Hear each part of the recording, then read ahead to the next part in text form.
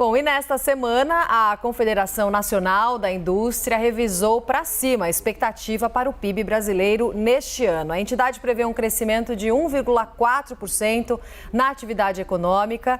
E a mudança é por causa da recuperação no mercado de trabalho, nos números, e ao aquecimento do setor de serviços durante o primeiro semestre. Além da CNI, o banco Goldman Sachs também elevou a projeção do PIB brasileiro. A expectativa agora é que a economia cresça 2,1% neste ano, por conta dos recentes indicadores da atividade econômica e pelo aumento dos benefícios sociais que estão programados para o segundo semestre a partir da PEC dos benefícios que vai ser votada na terça-feira. Vamos entender melhor o que significam esses números, essas projeções. Vamos conversar com o Carlos Braga, ex-diretor do Banco Mundial, professor da Fundação Dom Cabral. Faz a gentileza de nos atender neste domingo. Professor, bem-vindo, boa tarde. Queria começar te perguntando, essa projeção para o PIB deste ano está relacionada à melhora nos números do mercado de trabalho, mas a gente sabe que há uma informalidade muito grande. Nesse sentido, como é que o senhor vê essa projeção para o PIB desse ano, professor? Bem, Roberta, é um prazer estar com vocês. Como você disse, várias entidades estão revisando positivamente a situação, as pesquisas com relação ao que deve acontecer com o PIB em 2022.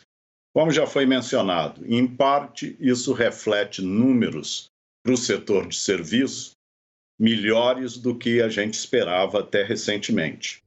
E um mercado de trabalho que também vem se recuperando.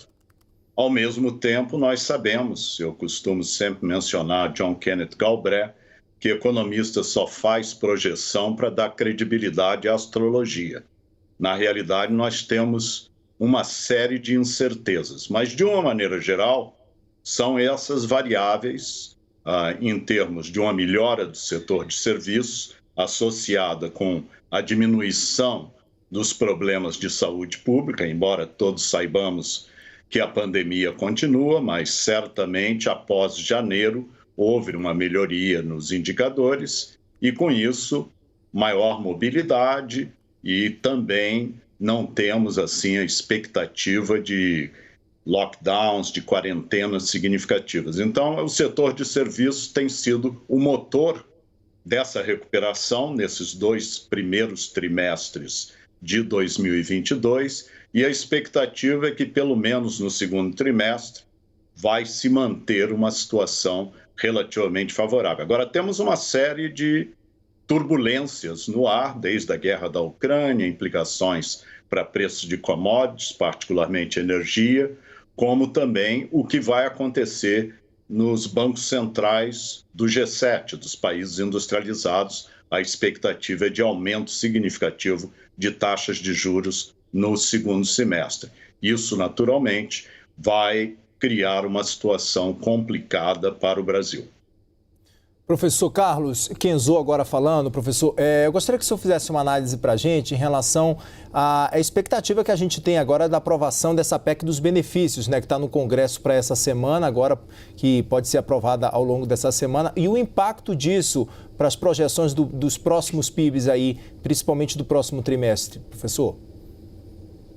Certamente essa PEC dos benefícios, né, do ponto de vista do governo, ou como alguns analistas vêm chamando a PEC kamikaze, porque ela, de certa forma, coloca um prego a mais no túmulo, digamos assim, das regras fiscais brasileiras.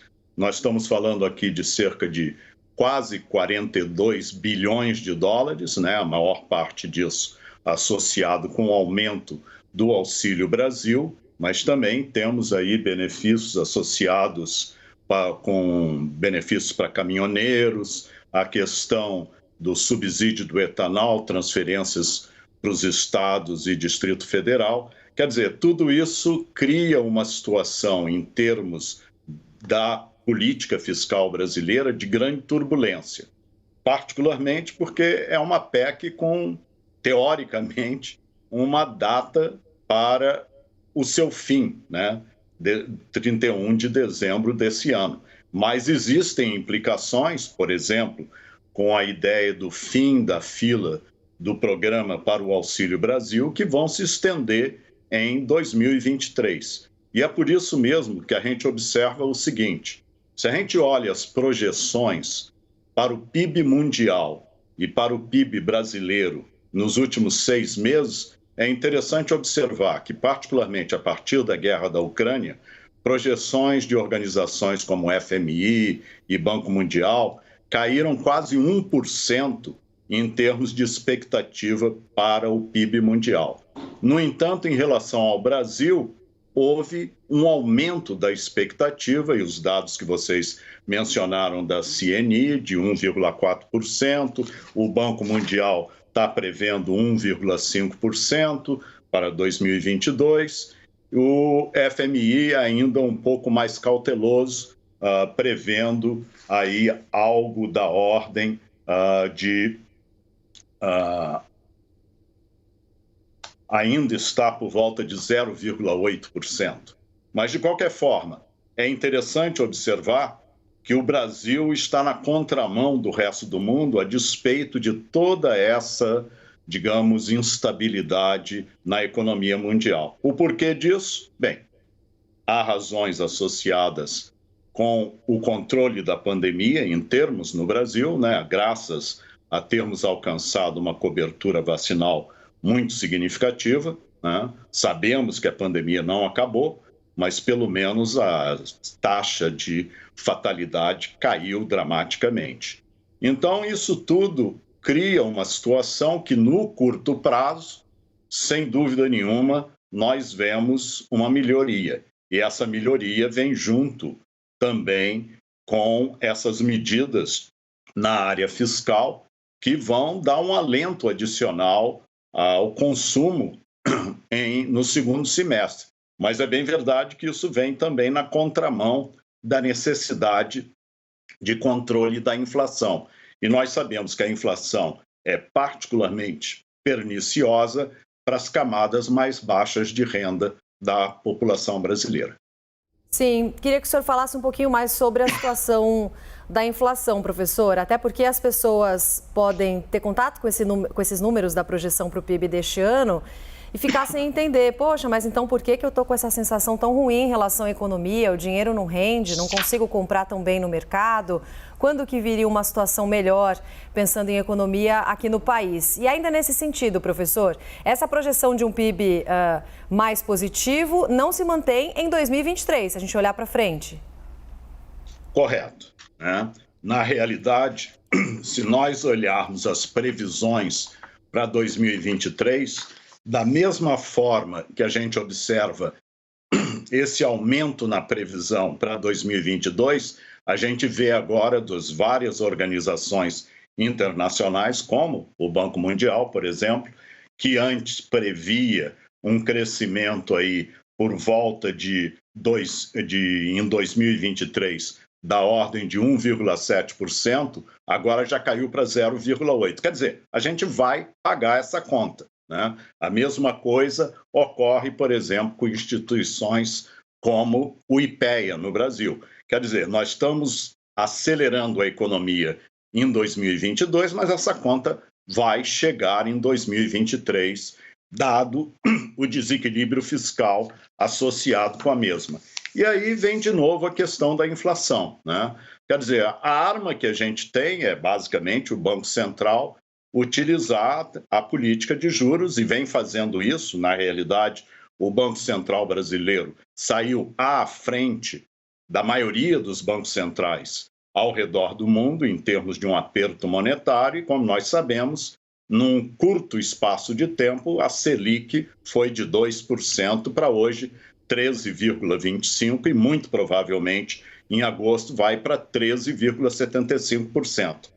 Isso, naturalmente, tem um impacto na demanda, tem um impacto também na questão de solvência, né, e diminui o consumo de uma maneira geral, mas leva um certo tempo para esse aumento da taxa de juros se refletir nos níveis de inflação. Então, se a gente olha a inflação hoje, quando a gente mede a nível das camadas mais baixas de renda, ela está por volta de 12%. Para as classes mais elevadas de renda, ela está por volta de 11%. O que, mais uma vez, demonstra que é exatamente a cesta mais básica de produtos que vem sendo impactada de forma mais significativa. Então, vai levar um tempo, né? Eu acredito que a inflação vai começar a cair no segundo semestre, não vou fazer previsão de quanto, né? Nós sabemos, por exemplo, que essas medidas com relação ao ICMS, no que diz respeito à gasolina, diesel, etc., vai, muito provavelmente, ter um impacto, entre aspas, positivo no curto prazo.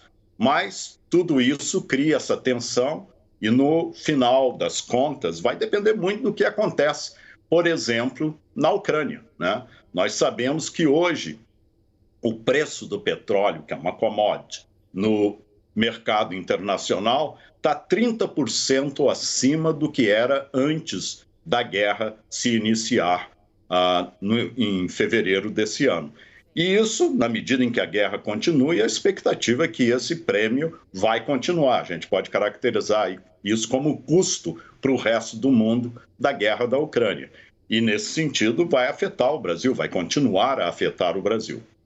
Professor, muito obrigada pela entrevista. Nós conversamos com o professor da Fundação Dom Cabral e ex-diretor do Banco Mundial, professor Carlos Braga. Bom domingo, obrigada. Até a próxima. Obrigado a vocês.